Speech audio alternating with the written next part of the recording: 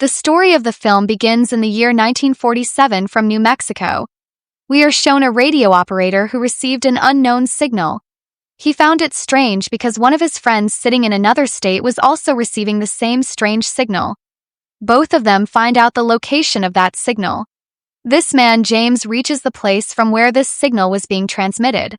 Then after reaching there, James saw that some meteor has fallen. His dog ran towards that pit.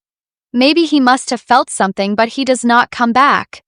As soon as James went to get his dog, he saw something very strange in that pit, and soon James disappeared with a bright light. Then in the year 2003, a research facility of Antarctica is shown. The scientists there found an unknown object under the ice, which they took out and informed NASA.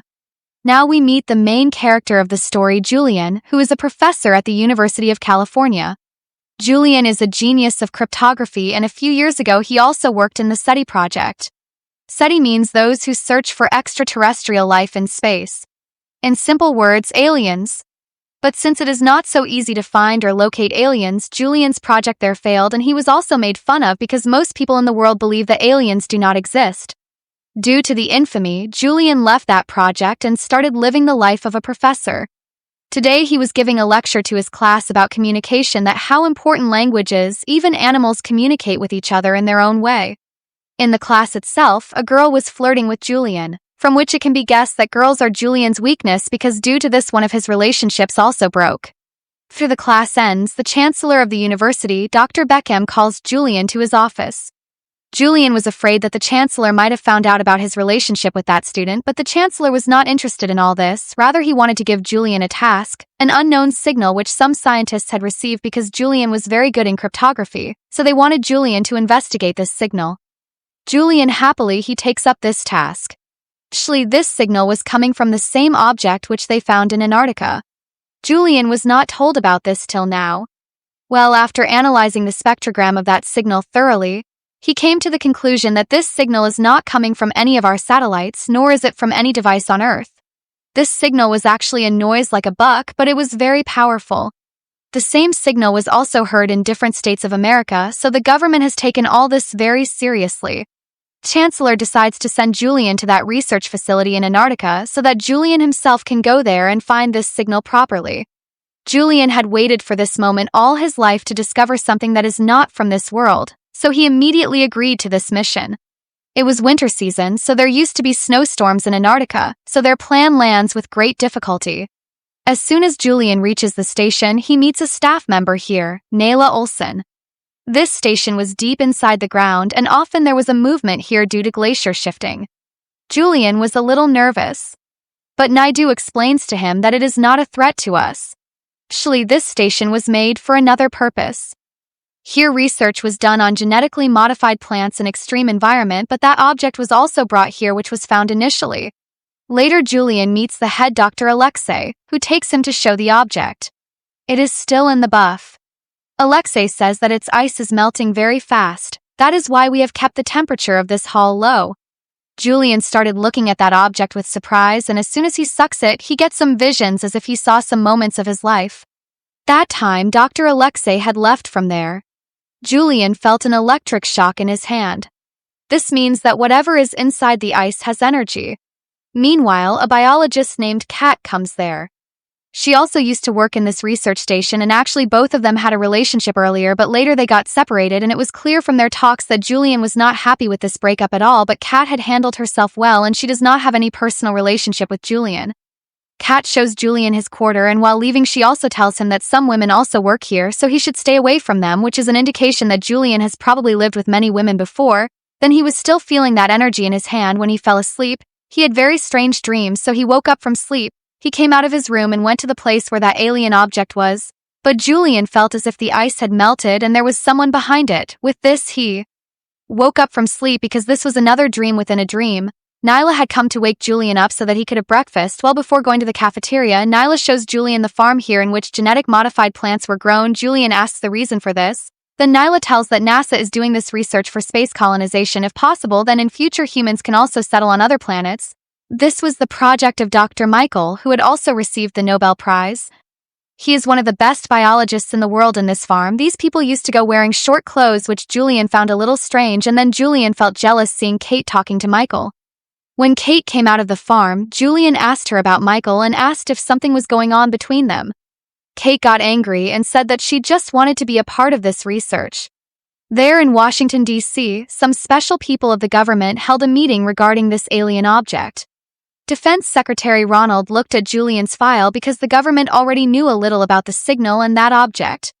It was strange that all the scientists working in the SETI project got together in that station. During the break, Julian met communication expert Graham. Julian was still trying to understand the code of the signal. That object and this mysterious signal did not seem to be a signal sent by an alien to everyone else. Julian was the only person who believed that all this was not from our world. During lunch, Julian also met other staff members where Michael made fun of Julian's alien project. Pilot of the plane in which Julian had come here was also stuck here because the weather it was very bad. After lunch, Julian, Graham, and Kate went to that object because Julian was not able to record the signal.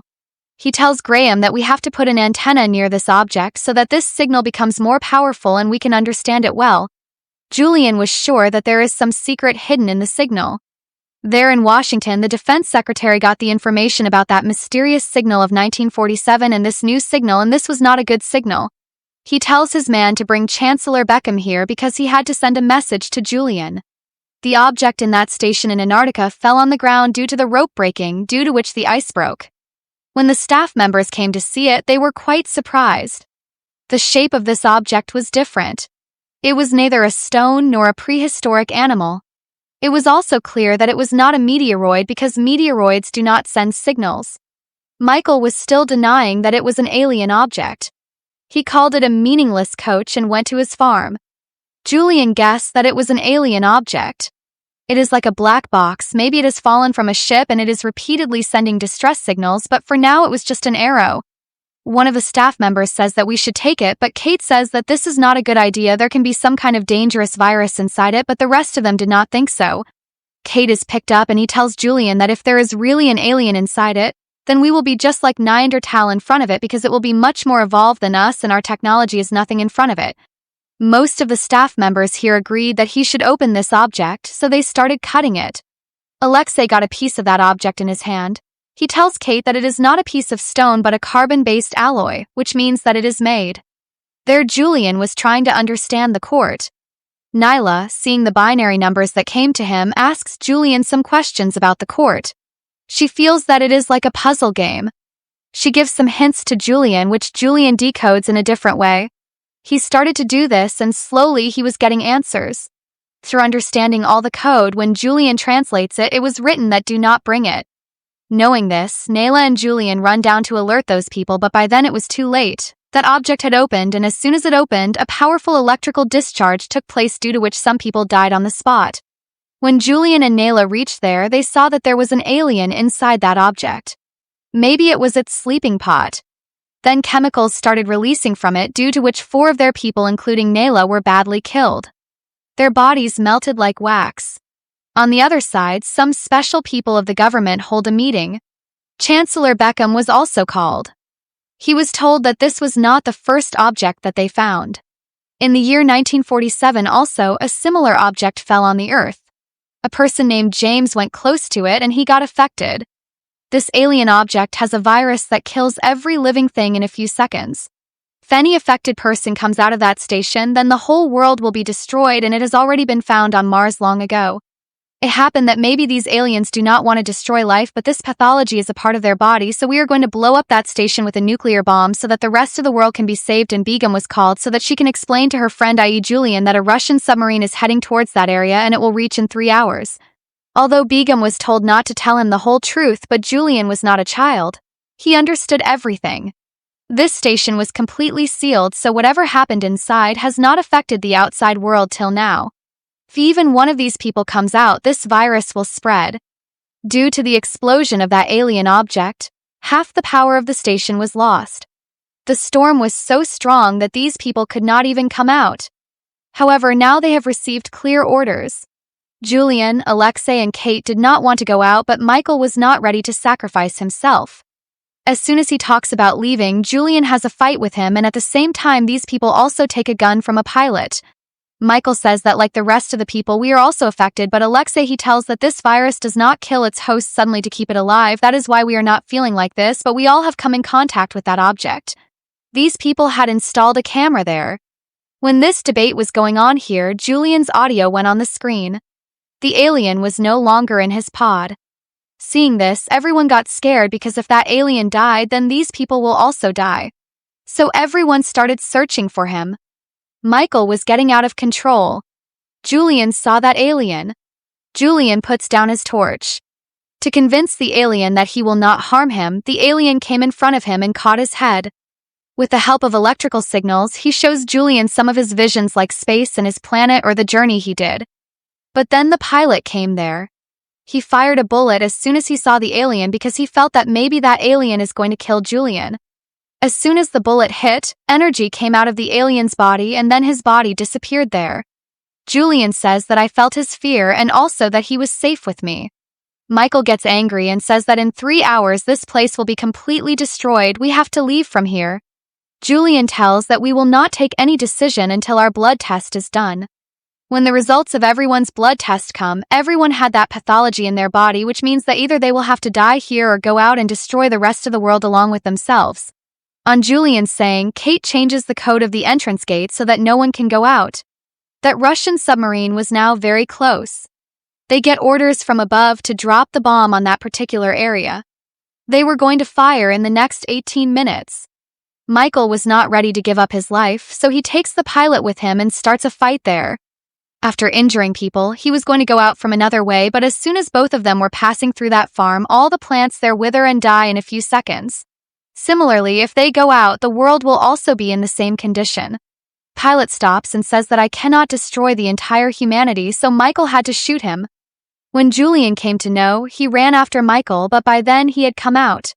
A strange thing happened.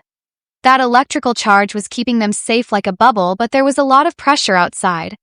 Michael died of suffocation. Julian remains calm and breathes slowly, which saved him. That Russian submarine fired a missile. Julian goes inside and brings everyone else to that exit and explains to them how they will remain safe outside. All of them were standing in that light. Before everyone gets killed by that blast, that alien light takes everyone with it, and that place, i.e. that station, got completely destroyed. It is shown in the news that that blast happened due to a fault in the nuclear power plant and all the scientists were killed in it.